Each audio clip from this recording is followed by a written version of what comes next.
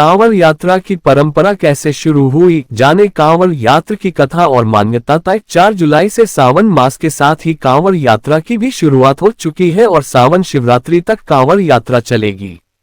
अधिक मास की वजह से इस बार सावन मास में 8 सोमवार का व्रत भी किया जाएगा। आइए जानते हैं कांवड़ यात्रा को लेकर क्या नियम है और सबसे पहले किसने कांवड़ यात्रा की शुरुआत की थी। सावन का महीना शुरू हो गया है और इसी के साथ कांवड़ यात्रा भी शुरू हो चुकी है। सावन माह में शिव भक्त गंगा तट पर कलश में गंगाजल भरते हैं और उसको कांवड़ पर बांधकर कंधों पर लटकाकर अपने अपने इलाके के शिवालय में लाते हैं और शिवलिंग पर गंगाजल अर्पित करते हैं। कांवड़ यात्रा को लेकर शिव भक्तों में खासा उत्साह देखने को मिलता है। धार्मिक मान्यताओं के अनुसार कांवड़ यात्रा करने से भगवान शिव सभी भक्तों की मनोकामना पूरी करते हैं और जीवन के सभी संकटों को दूर करते हैं। पुराणों में बताया गया है कि कांवड़ यात्रा भगवान शिव को प्रसन्न करने का सबसे सहज रास्ता है। आइए जानते हैं कैसे शुरू हुई कांवड़ यात्रा की परंपरा और कांवड़ ले जाने के क्या है नियम। पहली मान्यताओं के अनुसार भगवान परशुराम ने सबसे पहले कांवड़ यात्रा की शुरुआत की थी।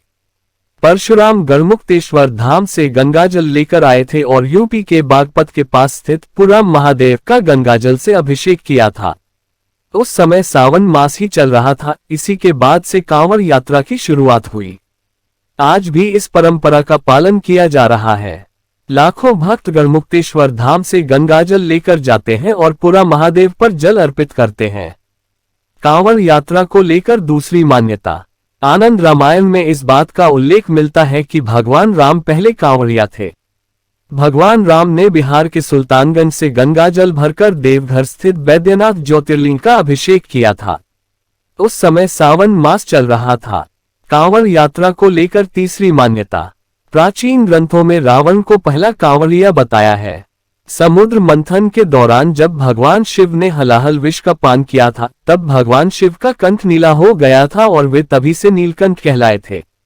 लेकिन हलाहल विष के पान करने के बाद नकारात्मक शक्तियों ने भगवान नीलकंठ को घेर लिया था।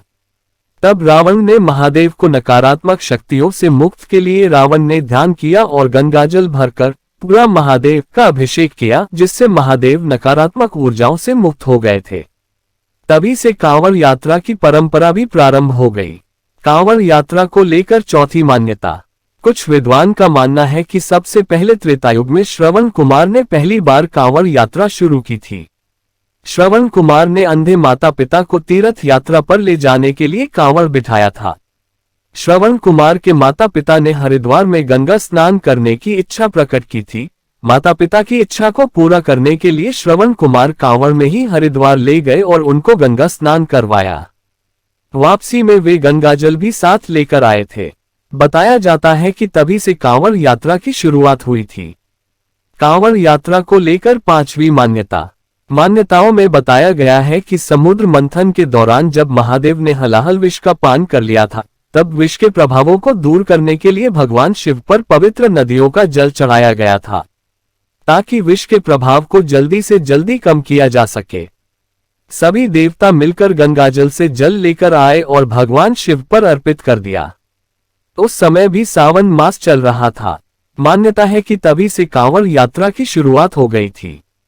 तो चलिए जान लेते हैं कांवड़ यात्रा करने के नियम और कांवड़ के प्रकार। कांवड़ यात्रा सावन मास के साथ शुरू हो चुकी है। पुराणों में बताया गया है कि कांवड़ यात्रा के करने से सभी पाप नष्ट हो जाते हैं और शिवलोक की प्राप्ति होती है। कांवड़ यात्रा करते समय कई तरह के नियमों का ध्यान रखा जाता है। इन नियमों का पालन करते हुए ही कांवड़ यात्रा पूरी मानी जाती है। सावन की शुरुआत के साथ ही कांवड़ यात्रा भी शुरू हो चुकी है। सावन के साथ ही कांवड़ यात्रा को लेकर शिव भक्तों में काफी उत्साह देखने को मिलता है। हर साल लाखों की संख्या में कांवड़िया हरिद्वार आते हैं और गंगाजल लेकर जाकर अपने अपने क्षेत्र के शिवालयों में जाकर शिवलिंग का जलाभिषेक करते हैं। शास्त्रों में कांवड़ यात्रा को लेकर कई महत्वपूर्ण जानकारी दी गई है और यात्रा के दौरान कई तरह के नियमों का पालन करना आवश्यक बताया गया है। कांवड़ यात्रा के नियमों को लेकर किसी भी तरह की ढील नहीं दी गई है और अगर इनको तोड़ा जाता है कि भगवान शिव नाराज भी हो सकते हैं। आइए जानते हैं कांवड़ यात्रा के महत्व और नियम के बारे में और कांवड़ कितने प्रकार की होती है। कांवड़ यात्रा का महत्व। पुराणों में बताया गया है कि कांवड़ यात्रा देवाधिदेव महादेव को प्रसन्न करने का सबसे सरल और सहज तरीका है। भगवान शिव के भक्त बांस की लकड़ी पर दोनों ओर टिकी हुई टोकरियों के साथ गंगा के तट पर पहुंचते हैं और टोकरियों में गंगाजल भरकर लौट जाते हैं। कांवड़ को अपने कंधों पर रखकर लगातार यात्रा करते हैं और अपने क्षेत्र के शिवालयों में जाकर जलाभिषेक करते हैं। मान्यता है कि ऐसा करने से व्यक्ति को मोक्ष की प्राप्ति होती है और जीवन में कभी कोई कष्ट नहीं होता है। साथ ही घर में धन धान्य की कभी कोई कमी नहीं होती है और अश्वमेध यज्ञ के समान फल मिलता है। कांवड़ यात्रा के प्रमुख नियम। कांवड़ यात्रा के दौरान किसी भी तरह का नशा, मांस, मदिरा या तामसिक भोजन नहीं करना चाहिए। कांवड़ यात्रा पूरी तरह पैदल की जाती है। यात्रा प्रारंभ होने से लेकर पूर्ण होने तक सफर पैदल ही किया जाता है। यात्रा में वाहन का प्रयोग नहीं किया जाता। कांवड़ में गंगा या किसी पवित्र नदी का ही जल रखा जाता है, किसी कुएं या तालाब का नहीं। कांवड़ को हमेशा स्नान करने के बाद ही स्पर्श करना चाहिए और ध्यान रखना चाहिए कि यात्रा के समय कांवड़िया आपसे चमड़ा स्पर्श ना हो। कांवड़ियों को हमेशा जत्थे के साथ ही रहना चाहिए।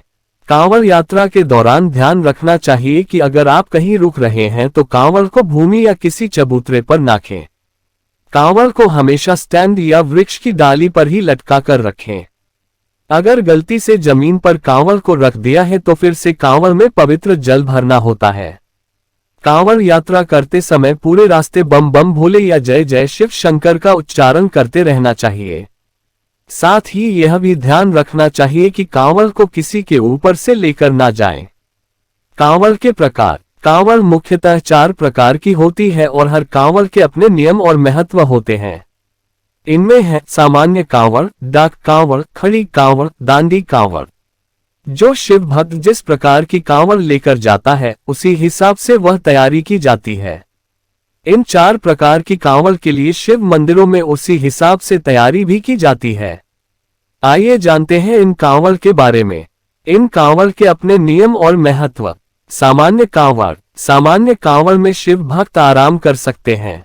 कांवड़ियों के लिए ज्यादातर जगहों पर पंडाल लगे होते हैं, वहां अपनी कांवड़ रखकर आराम कर सकते हैं। डाक कांवड़। डाक कांवड़ यात्रा के दौरान डाक कांवड़िए बिना रुके लगातार चलते रहते हैं। जहां से गंगाजल भरा हो और जहां जलाभिषेक करना हो वहां तक उनको लगातार चलते रहना होता है। मंदिरों में डाक कांवड़ियों को लेकर अलग से इंतजाम भी किए जाते हैं ताकि जब कोई डाक कांवड़िया आए तब वह बिना रुके शिवलिंग तक पहुंच सके। खड़ी कांवड़। खड़ी कांवड़ के दौरान कांवड़िए की मदद के लिए कोई ना कोई होता है। जब वह आराम करते हैं तब उनका सहयोगी अपने कंधों पर कांवड़ को लेकर चलते हैं और कांवड़ को चलाने की अंदाज में हिलाते रहते हैं। दांडी कांवड़। दांडी कांवड़ सबसे मुश्किल होती है और इस यात्रा को करने में कम से कम 1 महीने का समय लगता है। दांडी कांवड़ के कांवड़िए गंगा तट से लेकर शिवधाम तक दंडौती देते हुए परिक्रमा करते हैं। वह लेट लेट कर यात्रा को पूरा करते हैं। तो दोस्तों, कांवड़ यात्रा की जानकारी हमने आपको इस वीडियो में दी है।